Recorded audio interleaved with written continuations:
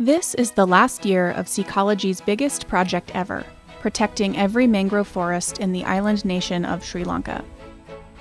A new community center in the northern Mannar district, funded by Seacology and the Global Resilience Partnership, opened late last year. The facility offers local women training in sustainable livelihoods and environmental education in this underserved part of the country, and is the site of a large mangrove nursery that will aid in local replanting efforts. The Commonwealth of Nations recently tapped Sri Lanka to chair a new committee on mangrove policy for the 53-nation bloc. The United Nations named our project one of 15 worldwide winners of its Momentum for Change Award, recognizing its innovative efforts to combat climate change. Sri Lanka is striving to become the first nation in history to preserve and replant all of its mangrove forests. A non-profit in California is working with the country by providing micro-loans to those leading community mangrove conservation efforts. As an award winner, Seacology was invited to participate in the annual gathering of nations that are part of the Paris Climate Change Agreement to discuss how local mangrove conservation can help make coastal communities more resilient when faced with the changing climate and rising seas.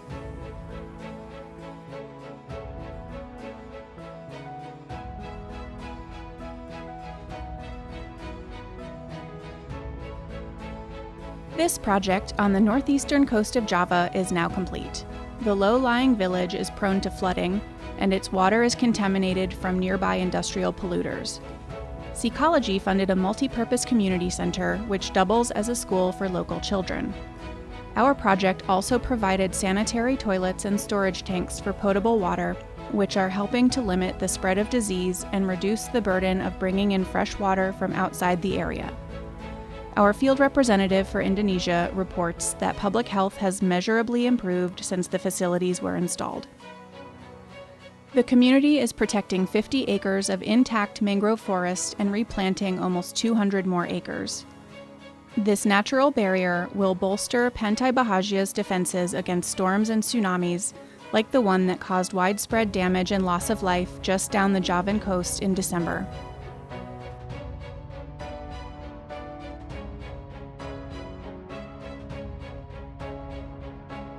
Dagat is a small village in Borneo where vast tracts of forest, home to elephants, orangutans, and countless other creatures, are being lost to oil palm plantations. The people of Dagat are protecting 550 acres of this lush rainforest. Seacology funded the construction of 3 swiftlet huts in the village, structures that provide artificial nesting sites for edible nest swiftlets.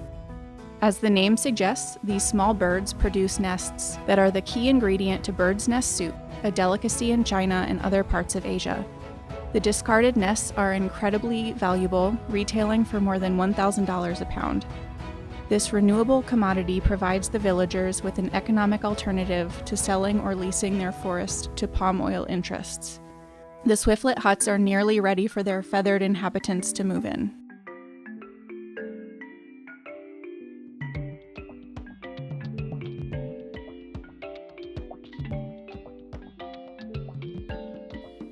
This project, launched 2 years ago, came to a successful close recently.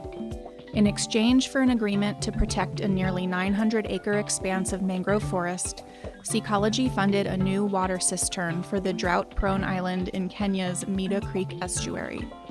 The villagers have also planted thousands of mangrove seedlings in the degraded areas of the estuary as part of our project. The Filomena Islands sit at the center of a wetland of international significance in the Uruguay River and are home to several endangered species. Unfortunately, invasive plants are crowding out the native plants and destroying the habitat of native animals. The islands are uninhabited, but local beekeepers keep their hives there to avoid the agricultural chemicals used on the mainland. These beekeepers know the geography of the islands better than anyone. Seacology is working with the beekeeping community in the town of Nuevo, Berlin, just across the river, to eliminate invasive plants. The beekeepers are helping forest rangers by developing a comprehensive map of the islands and identifying where the invasive species are. Our grant provides GPS equipment and a computer to aid this effort, as well as honey extracting machinery to help the beekeepers make their operations more productive. This equipment has now been installed, and the beekeepers have received training on how to use the GPS devices.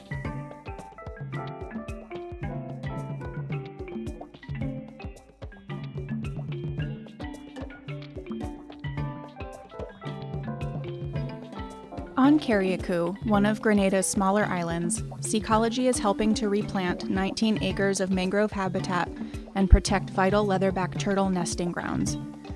Boats frequently change their sails on the island, and Seacology's grant is funding a program in which local women are upcycling these materials into handbags and other consumer items.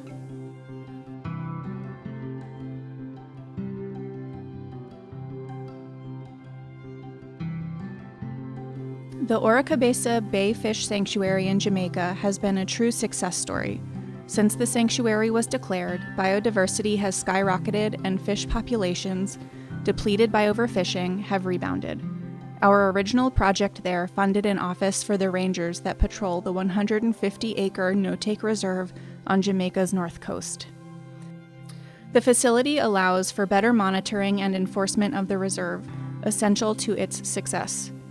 In February, we launched our second project at Oracabessa Bay, funding a floating dock for a dive shop operated by the reserve, which generates revenue to pay for its enforcement.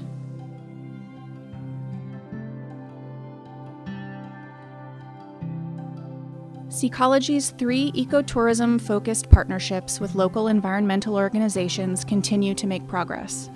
These projects are helping to protect some of the DR's most important mangrove areas, and they offer local youth environmentally sustainable jobs, a much-needed alternative to fishing in already overtaxed local waters. On Earth Day, April 22nd, we launched a crowdfunding campaign to garner support for these 3 exciting projects.